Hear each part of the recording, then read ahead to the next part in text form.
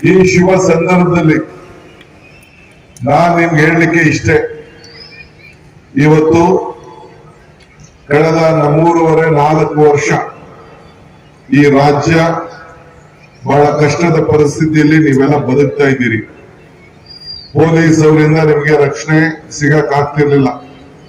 Moral police ಅಂತ ಹೇಳಿ ನಿಮ್ಮ ಮೇಲೆ ಬೇಕಾದಷ್ಟು ದೌರ್ಜನ್ಯಗಳನ್ನ ನಿಮ್ಮ ಬದುಕಿನಲ್ಲಿ, ನಿಮ್ಮ ವ್ಯಾಪಾರದಲ್ಲಿ, ನಿಮ್ಮ ವ್ಯವಹಾರದಲ್ಲಿ ಎಲ್ಲದಕ್ಕೂ ಕೂಡ ಒಂದು ಪಕ್ಷ ನಿಮ್ಮನ್ನ ಗುರಿ ಮಾಡಿಕೊಂಡು ನೀವ್ಯಾರು ಕೂಡ ಮಾನವರಲ್ಲ ಅಂತ ಹೇಳಿ ಇವತ್ತು ಒಂದು ದೊಡ್ಡ ಕಿರುಕುಳವನ್ನ ಕೊಟ್ಕೊಂಡು ಬರ್ತಾ ಇದ್ರು.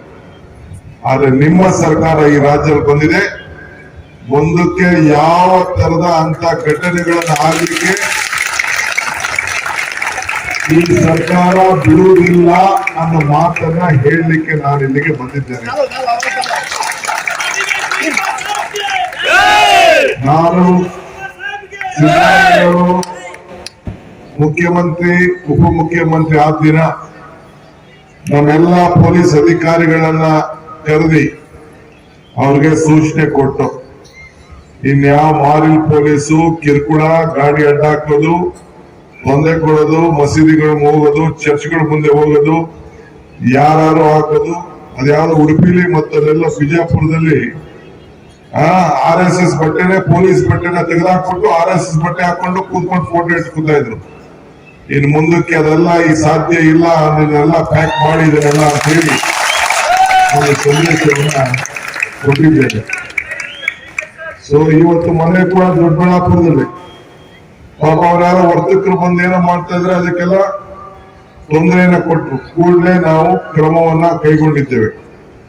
ಇಂಥದ್ದು ಅನೇಕ ವ್ಯವಹಾರ ಪಾಪ ಸಣ್ಣ ಬದುಕೊಂಡು ದೇವಸ್ಥಾನ ಎದುರುಗಡೆ ಯಾರು ಗೊತ್ತು ಯಾವ ಜಾತಿ ಯಾವ ಧರ್ಮ ಅಂತೇಳಿ ವ್ಯಾಪಾರನೂ ಮಾಡಬಾರ್ದು ಅಂತೇಳಿ ಒಂದು ದೊಡ್ಡ ಪ್ರಯೋಗ ಈ ರಾಜ್ಯದಲ್ಲಿ ನಡೀತು.